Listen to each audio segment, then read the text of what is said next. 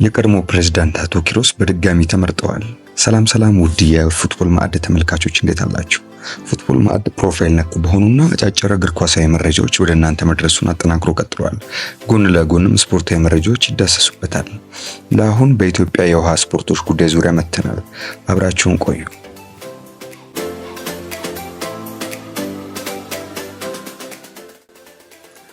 አቶ ኪሮስ ሀብቴ የኢትዮጵያ ውሃ ስፖርቶች ፌዴሬሽን ፕሬዝዳንት ሆነው ተመርጠዋል።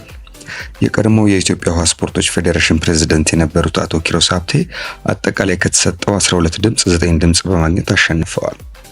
በኦሮሚያ ክልል የተወከሉት አቶ ኪሮስ ሀብቴ ከአሁን በፊት ተቋሙን ለ8 ዓመታት በፕሬዝዳንትነት መምራታቸው ይታወሳል።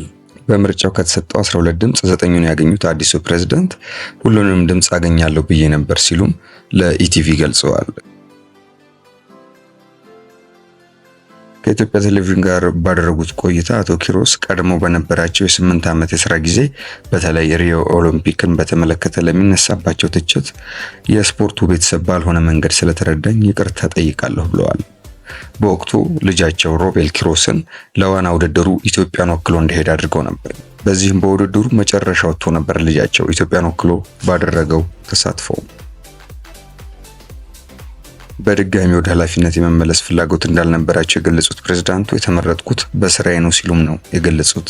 የኢትዮጵያ ውሃ ስፖርቶች ፌዴሬሽን ትቼው እንደሄድኩ ባለበት ነው ያሉት አቶ ኪሮስ ሀብቴ በየዓመቱ ውድድሮችን ማዘጋጀትና ሚኒማ የሚያሟሉ አትሌቶችን ማዘጋጀት ትኩረታቸው መሆኑን አስታውቀዋል። አቶ ኪሮስ በፕሬዝዳንትነት ዘመናቸው በሪዮ ኦሎምፒክ ልጃቸው ሮቤል ኪሮስን እንዲሳተፍ በማድረግ ወቀሳ ሲቀርብባቸው እንደነበርም አይዘነጋም። በወቅቱ ሮቤል ኪሮስ ካስመዘገበው ደካማ ውጤት ባሻገር በነበረው ተክለ ሰውነት የዓለም አቀፍ ሚዲያዎች መነጋገሪያ እንደነበረ ይታወቃል።